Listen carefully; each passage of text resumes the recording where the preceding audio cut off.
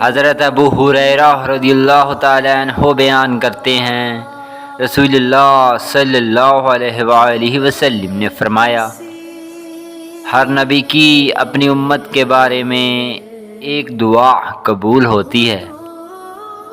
बस हर नबी ने दुआ करने में जल्दी की, जबकि मैंने अपनी दुआ को अपनी उम्मत की शफाअत के लिए रोज़े क़यामत के लिए छुपा रखा है, और वो शफाअत इंशाअल्लाह हर उस शख्स को पहुँचेगी जो इस हाल में फ़ौत हुआ होगा कि इसने अल्लाह के साथ किसी को शरीक नहीं ठहराया होगा।